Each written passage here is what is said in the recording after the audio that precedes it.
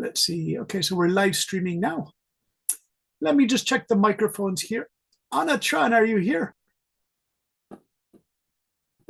Yeah, Hello, how yeah. are you?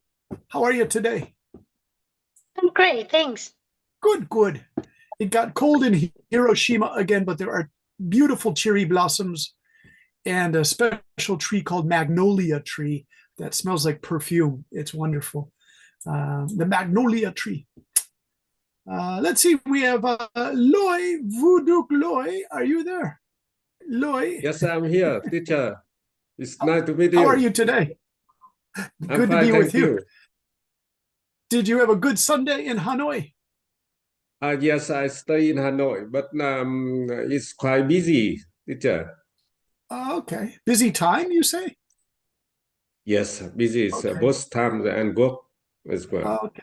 So end of March is a busy time. The students in another class were describing Hanoi's climate in spring and autumn, and these were their favorite seasons. It sounded very beautiful because it's a northern climate. It's not really like Ho Chi Minh City. It's a northern climate. So it sounded like the year that I lived in Taipei 2 years ago. It sounds like similar weather. Yeah. Hey, Uh, is Min here? It's Henry. Are you here? Henry. You hear Henry. me? Hey, Henry. I always make the same joke, that in French your name is Henri. So, Yeah. You know the so player, right? you're studying French too, though, right, Henry? Yeah, I study in like a Australian school, so they Yeah. learn French. Okay. Is your accent good? It's a difficult accent. Nah, I'm decent, but Decent. yeah. Decent, yeah. Okay. I only know a little bit of French. Bonjour, Yeah. like stuff like that. Yeah, bonjour. Well, there's a famous song, not famous song, but a song by a woman from Cape Verde, Africa, and she sings in French and Portuguese. And her accent is really strong, but I like to sing along with her. Uh, she says, Petit pays means small country, je t'aime beaucoup. She says, little country, I love you so much. And she's talking about Cape Verde off of Africa. It's very romantic, very beautiful. So that's a good way for me to learn French, Henry. Yeah, but I don't know that song, so Oh, yeah. I'll show you a picture of her sometime. She's an interesting person. Her name is Cesare Evora. She was very popular on Cape Verde as a female singer. She's this very big African woman. And she moved to Paris when she was maybe 40 or 50. And she became really famous in Paris because people didn't know her. And her singing voice was so beautiful. Um, she's an interesting lady. Okay. Let's see. Hoang, are you here? We have Hoang. Okay, Hoang is there. None of trouble. Well, today I color coded the teaching notes for today because it's a little bit difficult to understand all the parts if I didn't add some color coding to them.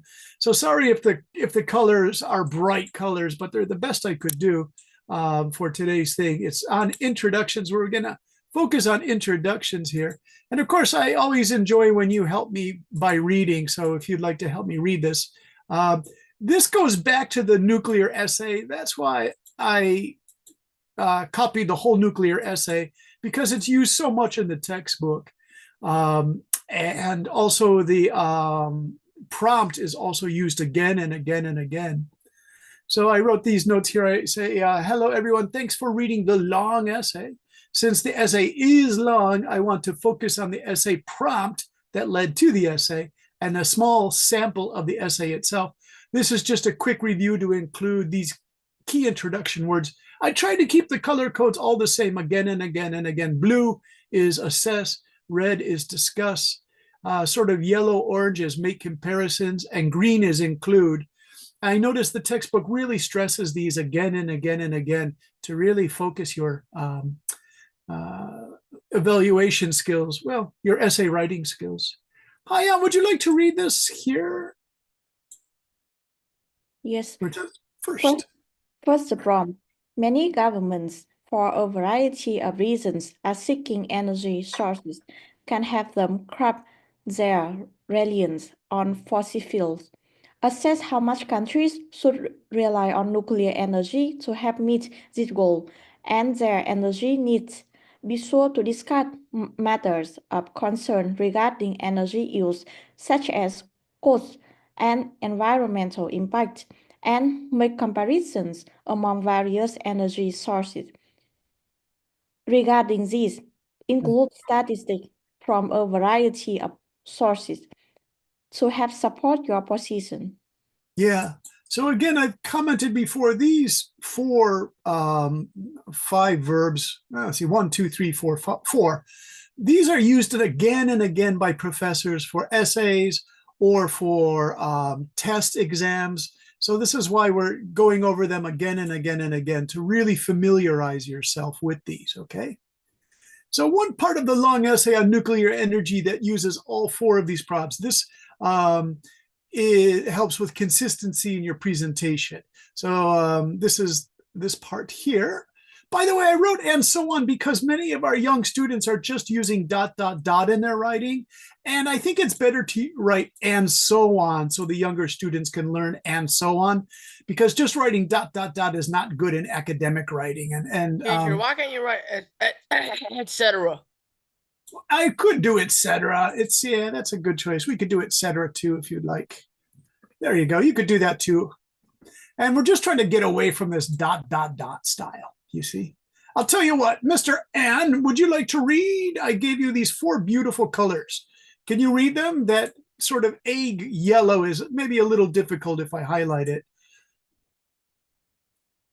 So would you like to read the yellow, the blue? The potential risk of nuclear power. See a solution in harnessing the power of available natural sources such as wind or sunlight.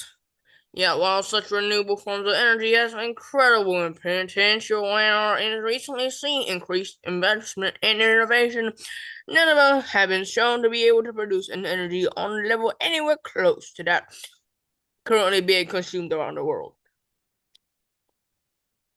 And the blue. Therefore, at least for the time being, despite fears for its safety, nuclear energy seems to be the only viable option for this satisfying demands. You get the fuck out of my room, bitch. Hey, come on. That's my sister, by the way. Satisfying the demands for an increasing energy-hungry world while limiting damage to the environment. One benefit of nuclear power is a much cleaner and safer energy source than fossil fuels. Nuclear energy emits virtually no environmental harmful carbon except for very harmful radon and harmful polonium. Okay. British Energy 2005 asserted the total CO2 emission from the Torrens nuclear reactor in Scotland is estimated to be just over 5 grams per kilowatt. Oh, kilowatt hour. Did you 5 grams per kilowatt hour compared to 900 grams per kilowatt hour produced by coal plant, indeed research, and so on. Yeah.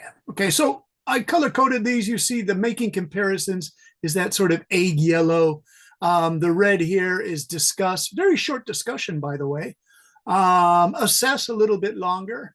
And then green includes statistics, which sometimes just gets shortened to stats. Okay, stats are equal statistics. So some college students say, oh, I have to take stats for my senior year thesis. I have to take a course in stats. Hayan, did you have to study statistics or stats? I'm trying right now. Yeah, I tried a little bit. I thought it was interesting, but luckily my professor said I could do a qualitative essay where I didn't have to do the statistical analysis myself. And this came as a real relief to me. I didn't have to do a quantitative essay. But be careful, some of you may have to study stats. Are they interesting, Hayan, the stats? Yes, it's interesting. Yeah, there are so many dimensions to stats. Okay, any questions on our yellow, blue, red, and green that follow the assess, discuss, make comparisons, include? They match quite nicely. All right, let's see. Vudok, Loy, would you like to read the more introductory paragraph skills? It's the highlighted blue there, if you're here. Yes. Okay. More in introductory paragraph cues. The introductory paragraph should introduce the essay topics and prepare readers for the contents of the essay. Therefore, there are certain things a writer should consider when making decisions about any introductory paragraph. The introductory paragraph can be written before or after the rest of the essay. In an important points of considerations because as you write the essays, and hopefully the research is turning up the new information that you find interesting. The one's feelings on topics may begin to change. At this point, you might feel you are moving away from what you have written in the introduction. Please don't panic. This happens frequently in expositories or argumentative writing. The wrong feelings on the thesis begins to take on a different character. The whole process can actually be quite exciting. Okay. What Yeah, is it's really, needed? yeah, you can read more. I'll put that all here for you. There we go. Yeah, what is needed then is to revisit the introduction, read it over a few times, and you feel that the introduction no longer supports what you have developed in the research and what you have begun to form in the supporting paragraphs. Then by all means, change the introductions accordingly so that it is consistent with the directions is moving in.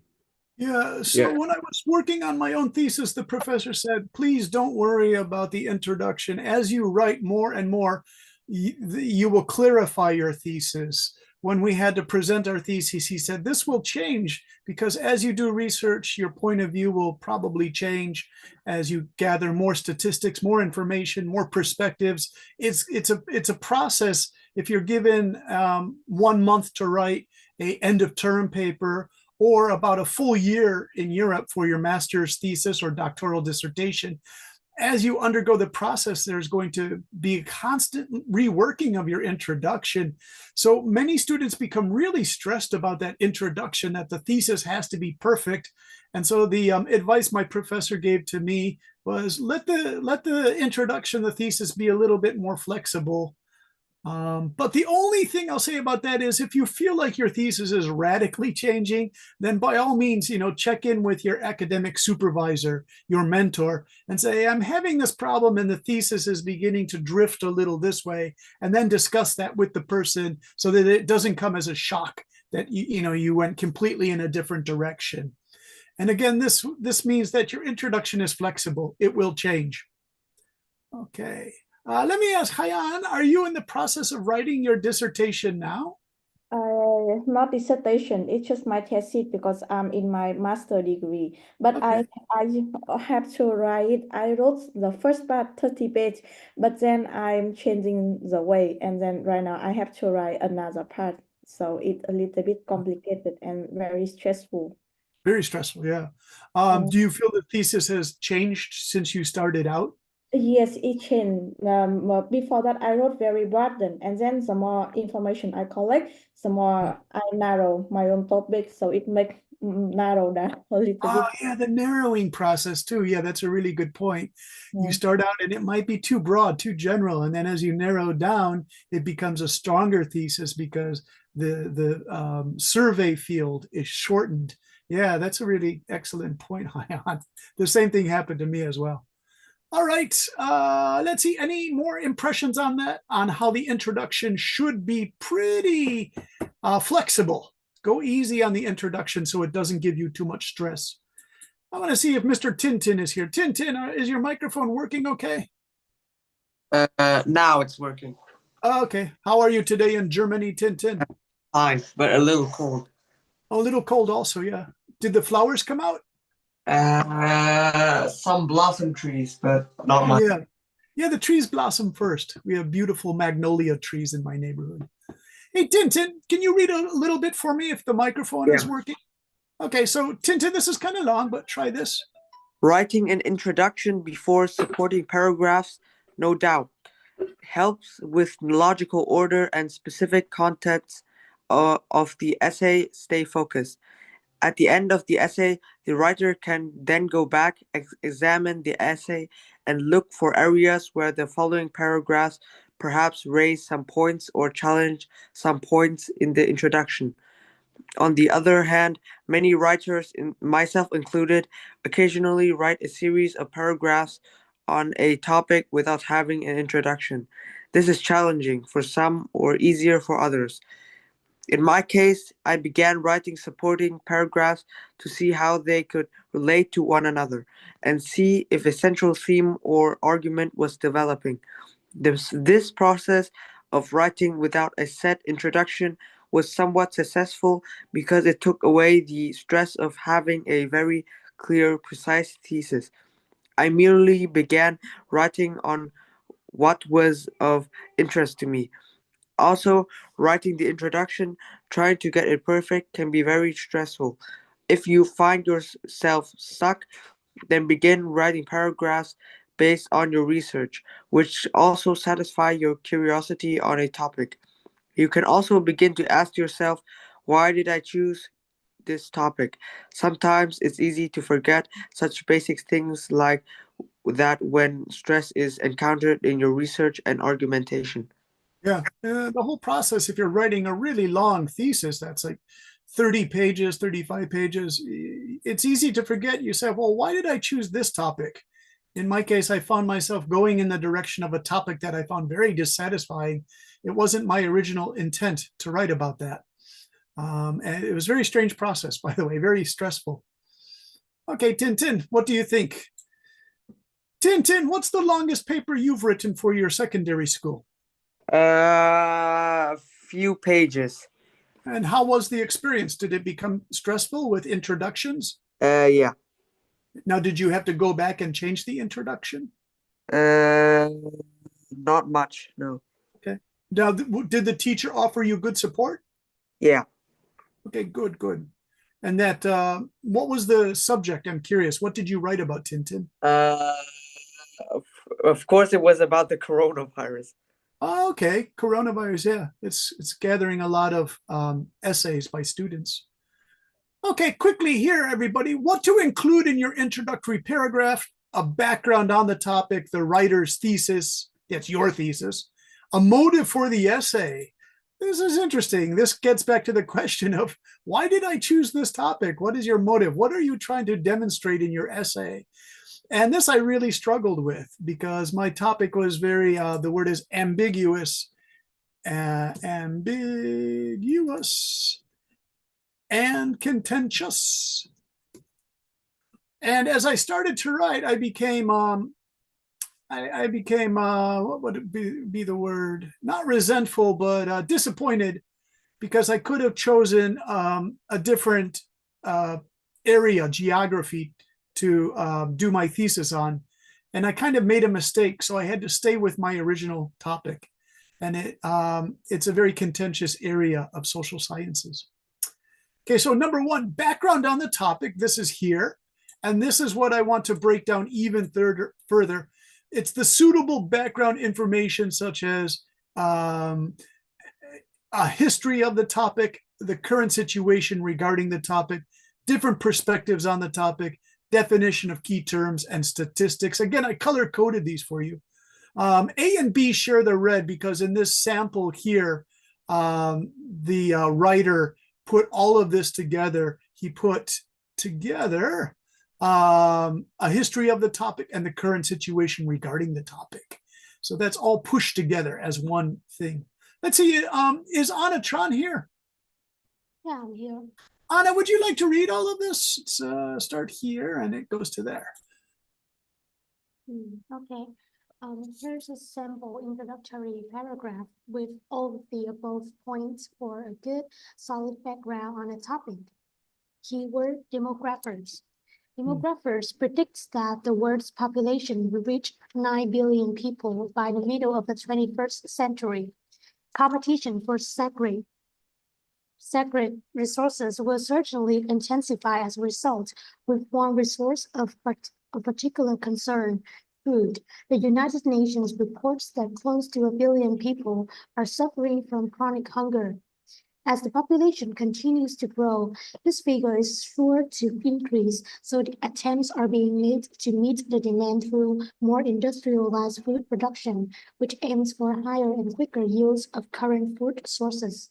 However, industrialization usually requires vast amounts of resources and produces large quantities of greenhouse gases, leading to concerns over the environmental sustainability of agricultural industrialization.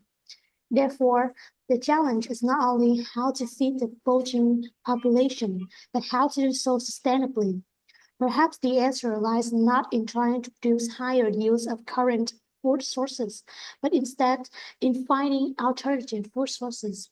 One possible solution, then, is entomophagy, the scientific term for eating insects. Research has shown that insects have several major advantages as a food source in terms of nutrition, cost, safety, and environmental impact. Of course, it can be argued that the perception of insects as disgusting pests means that they will never be considered as a source of food in many countries. Yet attempts should be made to change this negative perception. Entomophagy offers a realistic and sustainable food source in a world where population increase shows no signs of abating. Very good. Excellent reading. Nice. So the book chose a rather shocking, eating insects. It makes it sound like people are eating them directly. I've seen information on this. What it means is they take the dried insects and they make protein powder out of them. So you would hardly know you're actually eating insects. So, the book just wanted to use a shocking example to make this interesting for students. Did you notice the color codes, the red, the green, the purple, the blue? In your introduction, all of these can change positions. That's the one thing about introductions. They're rather flexible.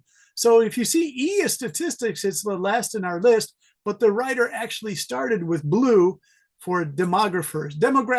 Actually it's demographers. And I put that in Vietnamese just because it's a somewhat obscure word, demographers. Now, this is interesting because many students tell me they do not like geography, but they have to learn it in primary and secondary school in Vietnam. But demographers are a really important part of geography. I love geography, by the way, so I'm always surprised when I hear that the students don't like it as a subject. Okay, scarce resources, resource scarcity. And then we have a comment here by Anne. He wrote, chronic hunger is a nice way of saying too broke to get food. Very good, Anne. That is absolutely right, because my research was about how wealthy countries have at least 2 to 3 years to sustain through what is called a famine, and poor countries do not. And it comes down to what your statement says. It's a nice way to say you're too broke to get food. Very nice, Anne. Thank you for your contribution. Okay, next one was red. Again, the book pushed the red together. It should be a history of the topic with the current situation. The essay writers decided to make one big paragraph and squeeze that all together. It's not bad. And then finally, purple, definition of the key terms, nutrition, cost, safety, environment. Those are your key terms. We're going to talk about nutrition, cost, safety, environmental impact, and different perspectives on the topic. And that's where they say, of course, eating insects might be considered quite disgusting. All right. So let's return to the long essay sample on nuclear energy. Here is the introduction again. Can you find the various parts of a suitable background in this sample? I will color code it for you as you find the terms. So we're looking again for a history of the topic, the current situation, different perspectives, definition of key terms, and statistics. And if you remember, this is one paragraph starting here to here. And this is from the reading. And it's just one paragraph from the nuclear energy essay. So help me find these together, everybody. If you want, you could use the raise your hand function, and then you can find that if somebody can find the history of the topic, the current situation, the different perspectives on this topic, the key definition of terms, and statistics. Let's go to Mr. An. An, can you find me a history of the topic in this sample paragraph? Yeah, our ancestors lived as recently as 100 years ago had marveled at how much energy is used now and taken for granted. Beautiful, you got it. I'm going to History. color wait, I'm going to color code it red there for you, mister. And we'll go No, that but I actually wrote about this, and it's Yeah. basically about bad coal, good renewable energy, and like that. And then Hmm. and then at the end, I wrote a counter defense for the Yeah. fossil fuels that developing countries can't transition from new renewable energy. So I actually know about this stuff. Okay. Soft coal versus the hard coal versus the wealth to provide good scrubbers in the energy plants and factories. They don't have the money to pay for that technology. Again, it's cost. Everything is cost. Nice work, Anne. Now listen, the current situation, because Anne got the ancestors, how about the current situation? Lian Le, can you find the current situation? It's also a red color. However, as the world's population has surpassed 7 billion and a growing population, yeah, to a crucial task. Wonderful. You got it. You guys are good. But then you guys are teachers and grad students. So, of course, you're good. All right. Let's see. Want to go to our different perspectives on the topic. And I'll move this up a little bit here because we have one more thing there. Let me call on someone who'd like, hey, Ellis, are you there? I haven't heard from Ellis today. Ms. Ellis, are you here? Hey, Ellis, can you find this green one called Different Perspectives on the Topic of Nuclear Energy?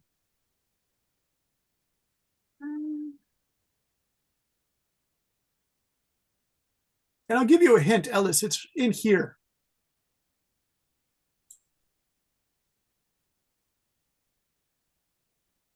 And this was used in our lesson about 3 weeks ago. Remember, we were using hedging words. We don't want to say everyone. We want to change that a little bit to many or a majority of the people believe. Do you see that now? I gave you a big hint, Alice. Is it in the many belief? Yeah, that's it, Alice. You got it. Many believe it's a perspective, a different perspective. Many believe that increasing the reliance on nuclear power, a relatively clean, cheap, reliable form of energy, is the answer. So, Alice, nice work. We can go to green on that one there. That's a perspective. Okay, now we need a definition of key terms. Let's go to Voodoo Gloy. Can you find the definition of terms, the purpling of this? Definition of key terms. Definitions of Yeah, the definition of terms, key terms, important terms that we'll need for our discussion of nuclear energy.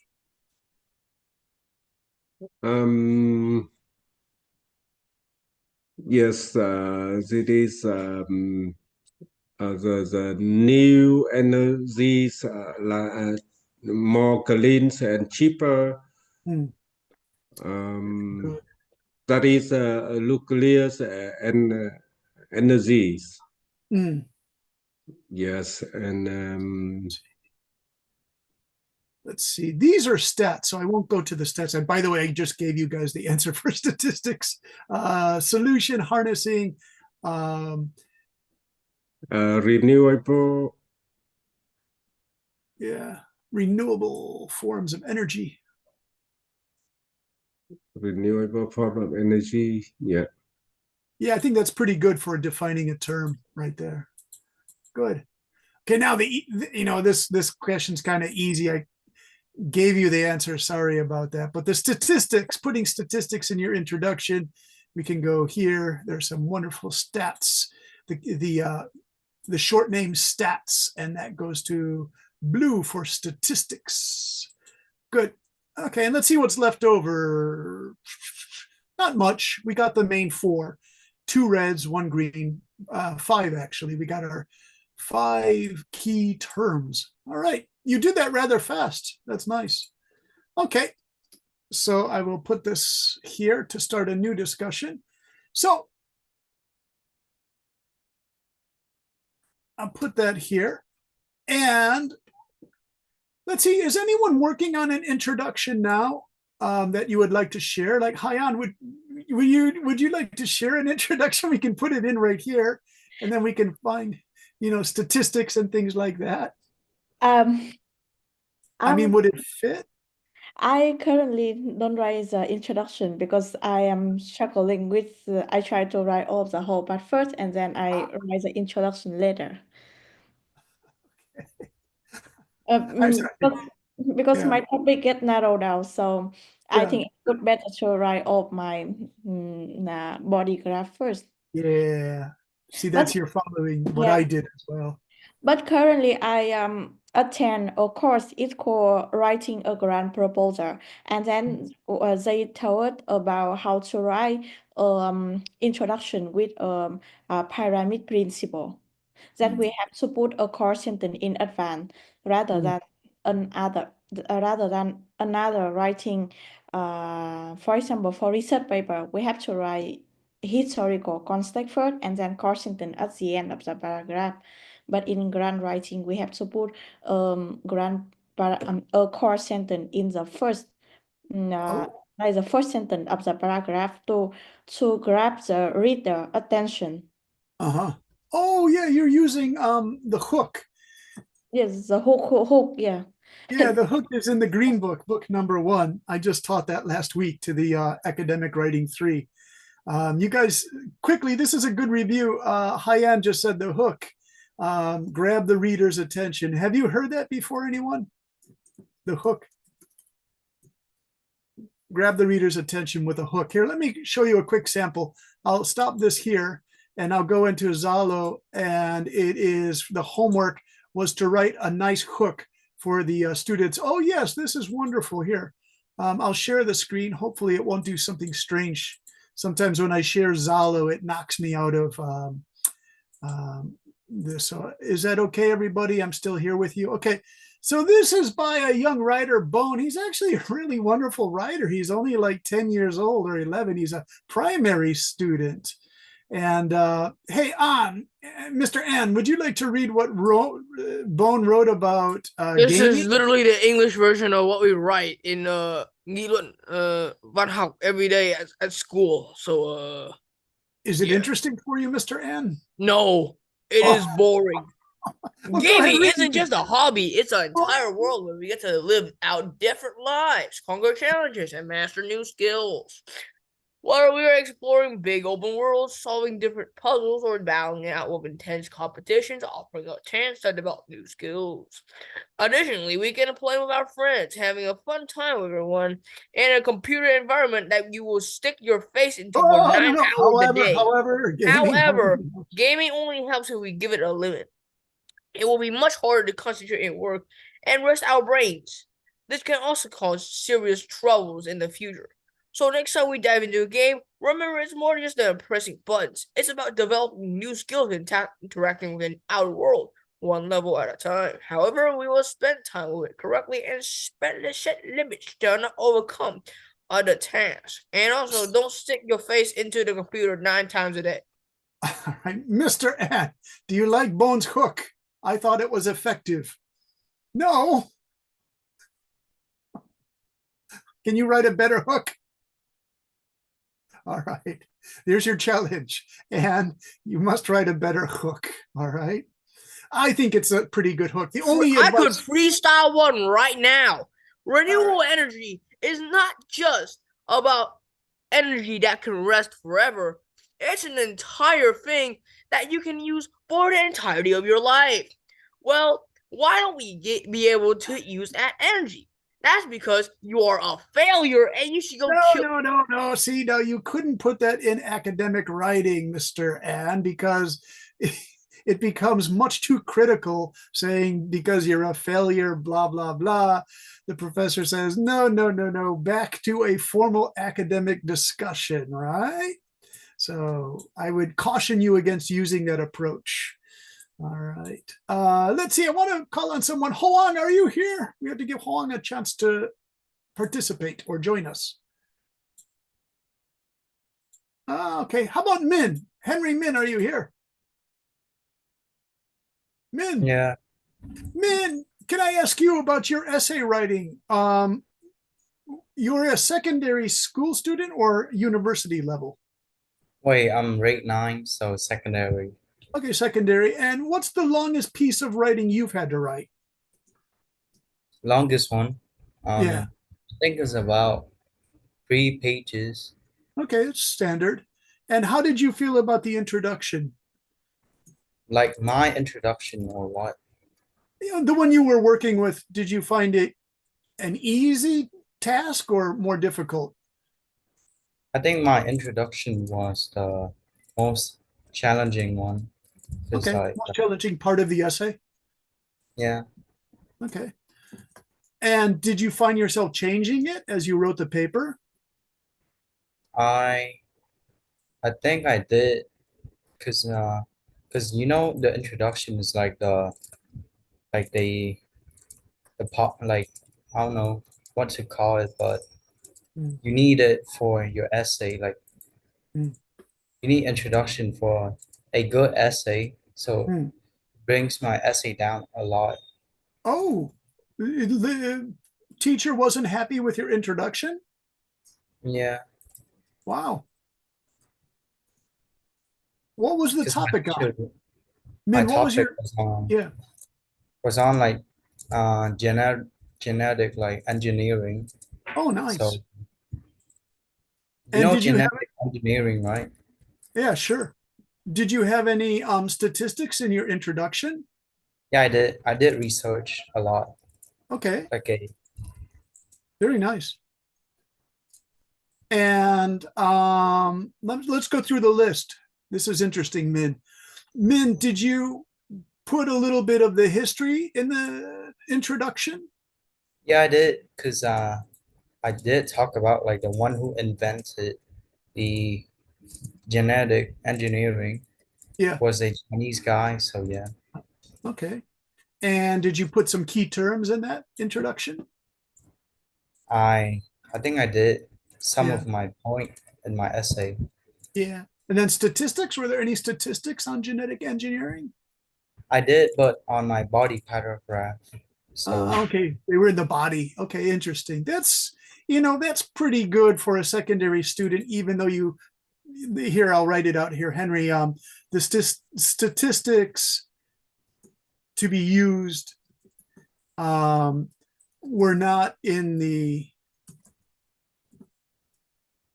introduction, but were used in the body paragraphs or support paragraphs.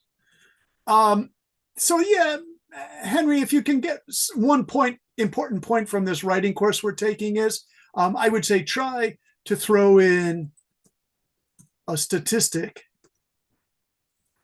that can also work as a hook. Again, that hook is that interesting thing that invites the reader to become interested in your writing. And if we go back to the sample essay here, where the writing started right from the start, this 9 billion people is kind of a shocking number. And that's a statistic that goes right into the hook here. So, this is a good model to follow, I would say, Henry. because the way What do my you, teacher taught me, yeah. like you should not use a statistic for your hook. Oh, how interesting. Is that a foreign or Vietnamese teacher? No, he's American. Huh. I was learning critical writing, so yeah. Yeah. Wow, that's interesting to me because it runs contrary to what we're seeing in our textbook that we're using for this course, Henry. Did Yeah, he I give don't a know. reason? Did he give a Because he's reason for that? yeah, he did. What was his reason? Oh, he told me that like your introduction should be Yeah. general. It should Okay. not say any like Ah, specific yeah. information. So Yeah. like you should not use a statistic. Ah, So yeah, he told me that. okay. This is interesting, man. Yeah, I've heard this before when I was in secondary school. But I thought by the university level and master's thesis writing that this changed, that it's okay to be quite specific. Let's go to Haiyan to ask about that. Haiyan, do you think it's okay to be a bit specific in your Yes, my teacher said that I should not try to write anything general, because if I want to write something, I have to put statistic there, and then I can we have another paragraph that where you put statistic and with a photo, with okay? like with a photo or maps to show the statistic to grab the reader first. Otherwise, Yeah, otherwise yeah. our work will be too general. Yeah, see, so Henry, this is interesting. I would say for the secondary school, stay with your teacher's advice, but in university, you know, discuss this with your teacher, that it might be, that you would like to get a little bit more specific in your introduction, and see what they say, Henry, because it might be a change of perspective. Yeah. All right. This is quite interesting. Thank you for sharing, Haiyan, and also for Henry. All right. Let's ask Anna Tran. Anna Tran, are you there? This is an Yes, I'm interesting. here. So we have this discussion question. In your introduction, should you be specific with a little bit of data, statistics, or should you be general? Save the really good stuff for the body paragraphs.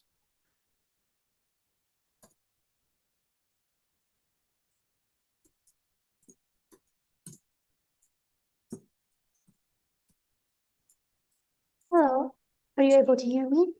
Yeah. Yeah.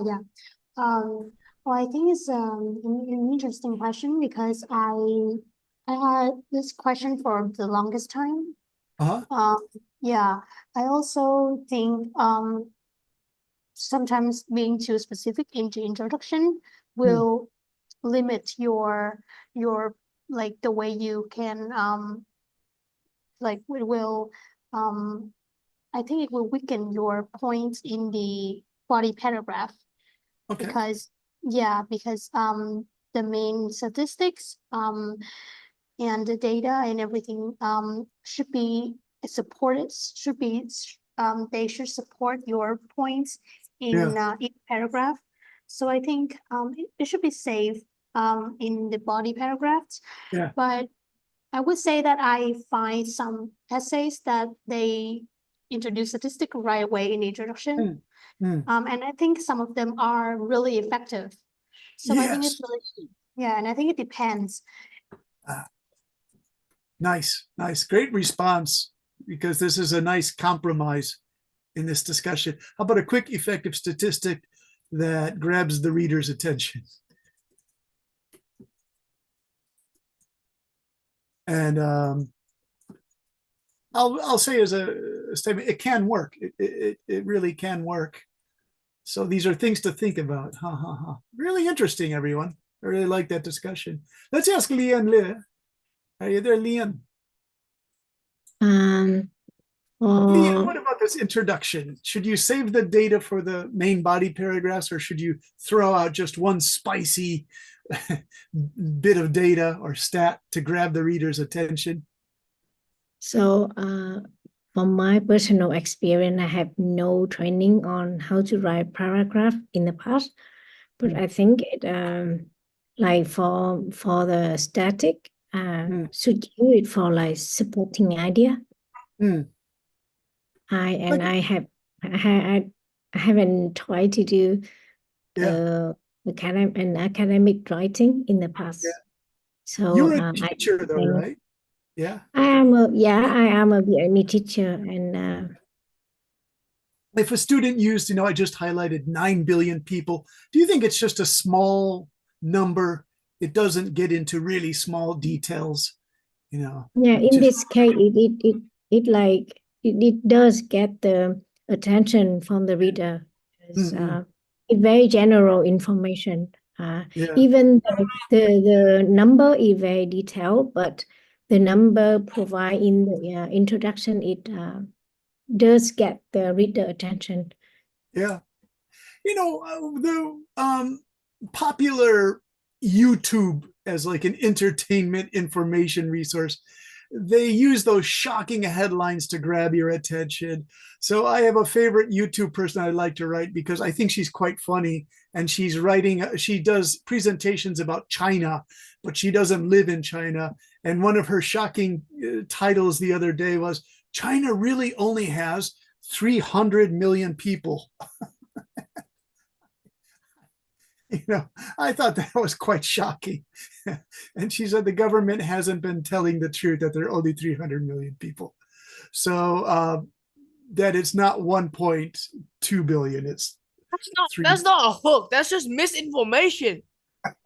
Well, this is the point. I'm kind of curious, Anne, to send you the link to this lady. That's like saying I scam people for $1,000, and then saying I only borrowed $1 from him. That's kind of like misinformation. That's misinformation. All right, Anne, I'll try to post the link in the chat of this woman. By the way, we can't go to YouTube videos during the lesson because there's a copyright thing between Zoom and YouTube doesn't like, since Google is their owner, they don't want that used in Zoom. So that's why we never use it in our Zoom lesson. Sorry about that. Some boys want to show me some super great thing on Roblox. I said, no, you cannot do that, because it's copyright problem. Leanne, I'm sorry, what were you going to say? I think it when someone, like a lot of journalists, they use that kind of headline to get people attention. Shocking information. Yeah, do you think even respected journalists use that, a little bit of a shock? Okay. Yeah. Yeah. Be careful with the shocking headlines. That's, yeah, very good. And then again, do we use these in academics? I don't know. I don't know if it's such a good idea to use such a shocking headline. In my master's program, the professor said, don't become overly argumentative. He's come across essays where the person writing the dissertation or thesis becomes upset about issues to the point where they become too forceful in their argumentation. So his advice to us was, don't become too forceful in your argumentation. And this is quite interesting. So if you describe this process here,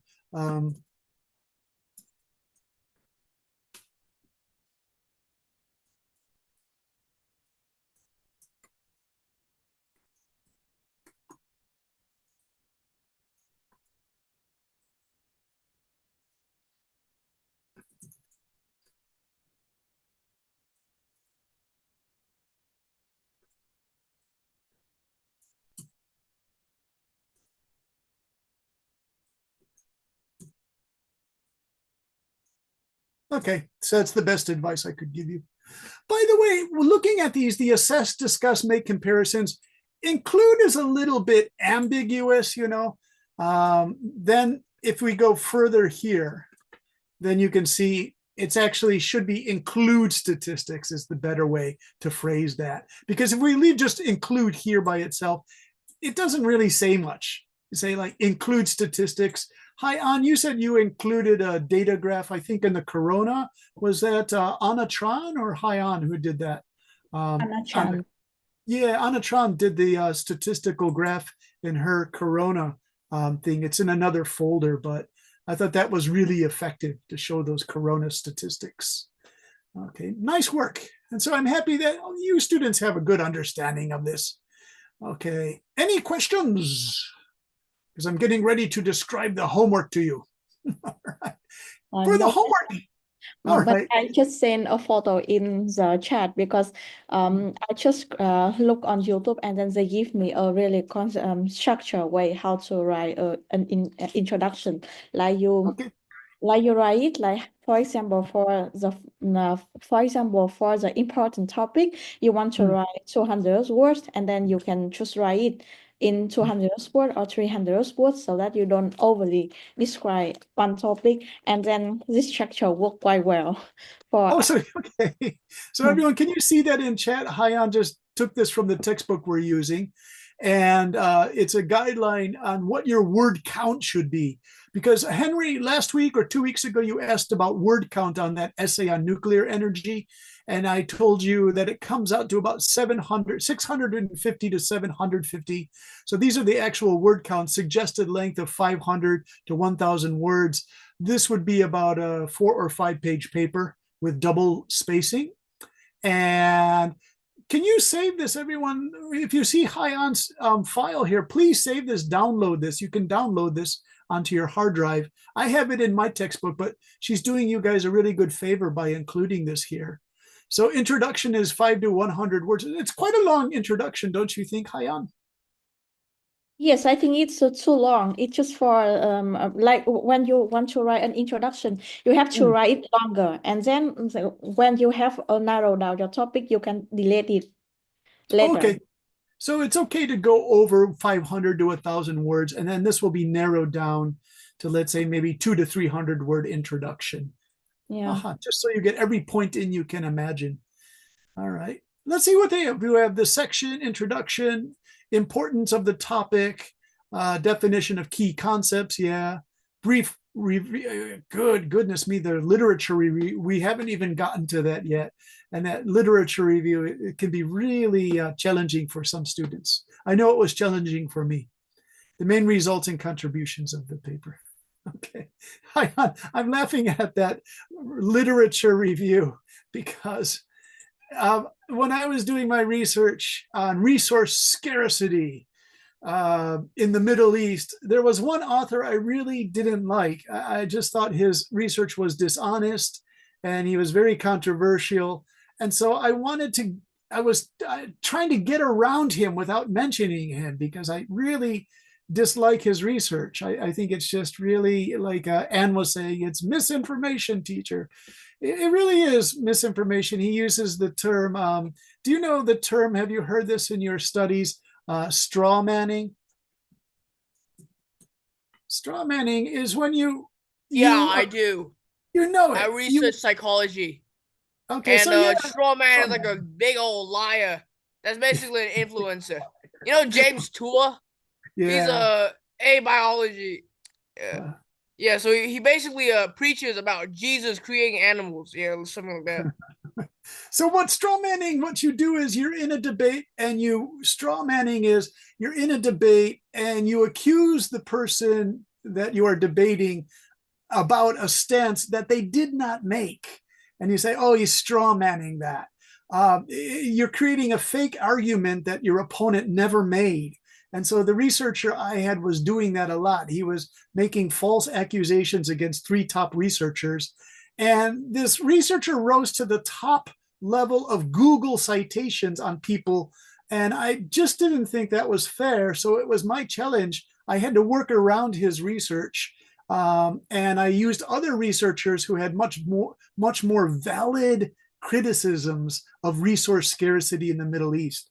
And I explained that to my professor. I felt that their research I was more comfortable with because it was much more honest research. So I stayed with them. They had better data, better statistics. It's a very difficult thing I'm describing. I'll describe it to you. Maybe I'll even show it to you before class. By the way, today is class number 8. So we have 9 and 10 next week. So for homework, can you write an introduction? It can be on any topic you're interested in. And the only thing I want to suggest about this homework is if you could include these in your introduction. So I'll put them here, copy them here. And these are the guidelines. And write an introduction. And try to put the history of your topic in, the current situation, a different perspective on the topic, and a definition of key terms and statistics. Now, normally with the younger students, we write like 7 to 8 sentence introductions. But if we go back to the sample, it's quite long. It's quite a long sample introduction here. This is more for like a thesis. Hyan, you have a question? Miss Duke said that today is our lecture number 6, not number 8. Oh, it's number 6. Wonderful. Okay, that's good. So we have 7, 8, 9. Good. That's a relief to hear. We have 7, 8, 9, 10. Nice. Okay, because then we have some really interesting topics to cover. Thanks, Hyan. So do you see this is quite an introduction? I'm not sure how many sentences there are. Could you write one about this length, a little bit longer for an introduction? And imagine you're writing a full thesis, and give us an introduction on whatever you are interested in. This one, of course, was on eating insects as powder, right? Okay. Just by the way, final word on this eating insects for powder. And Anne said, teacher, we have to be honest, we're already doing that in Vietnam. Is that correct? Okay, so locust, let me show you why this is interesting. And we'll look at Africa, just a quick picture here.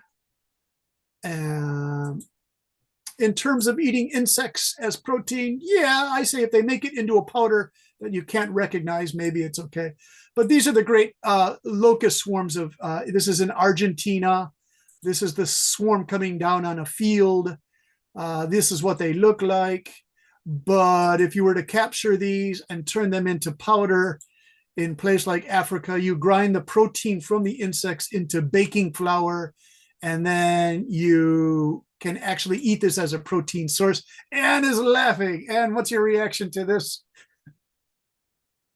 Disgusting or a good alternative, Mr. Anne?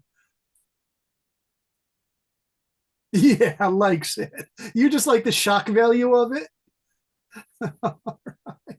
Let's ask Vuduk Loy, turning the locust into a protein source. Interesting idea or just disgusting? Don't want to do it? No idea. No idea. It's an honest answer. I guess what it comes down to is, would you eat it? Would you eat them if you were presented this? My teacher went to Africa and he was offered these locusts. He said they taste like honey and potato chips if you just eat them. They taste sweet like honey, and he had to eat them because he was offered them by a village chief who said, you know, you offer people these to eat. Wow. Yeah. By the way, Anne, what was the one you eat in Vietnam, Anne? You said there's one you eat in Vietnam. You put it in chat. You said, let's be honest, we eat this in Vietnam. What is that? Oh, yeah, they're called sandworms. Not the one you find in Dune, however. They're just sandworms. Oh my Sandworms. gosh. Sandworms. Okay. Here Sandworms in Vietnam. You just search that up. You have to include Vietnam, or you will literally find every single Dune wiki on Earth in there. Okay, so here we have sandworms that's right. in Vietnam. Okay, so she's cooking those are them. sandworms. You farm them in sand, and they are actually very disgusting. I am Vietnamese, and I do not like that. Okay, it's made into an omelet. I don't find them disgusting by looks. I find them disgusting by taste. What region is it? Is it a regional food like north, south, No, middle it's Vietnam? literally found in Hanoi. In Hanoi. Okay, it's a northern food. In the capital. In the capital. Okay, here she is making her omelets. I Terrible. don't know. Voodoo Chloe, have you tried this? No. Sorry. No. This is in a food flow. is I my don't like. family traditional food. Min, no. you've eaten this, Min? Yeah, Okay, and the taste? I don't know. It tastes a bit just like some. I don't know, It but tastes like it has MSG in it, like tons of MSG in it. Did they put the MSG to make it tastier? No, it just has a bunch of protein in there. Yeah, see, I think that's probably because, you know, I don't even have to tell you because you know your history. Vietnam had some terrible famines, and so you have to eat something. So the protein, I say that because my family is Irish, and the Irish people lost their potatoes. They had to eat grass. And so they have these stories of people with green mouths because they ate grass to stay alive. And 1 million people died of sickness and hunger. So I'm very sensitive to famine. In my family, we could never throw away food because the Irish in the family. And I think it must be like that in Vietnamese families. You don't waste food. You don't play with food, right? yeah. DJ, can you speak Gaelic? I can a little bit, Just a little bit. You know, my name, Brendan McGowan, is Gaelic, Anne. Yes. And you know what my name means, McGowan? You know what it means, Anne? It means smith. It just means someone who works with metal.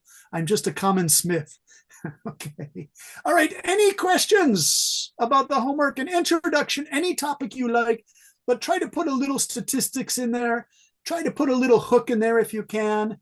Give a little history on your topic. And I look forward to your results because you have many interesting things to write about. Okay. All right. So I have to get ready for writing academic 3.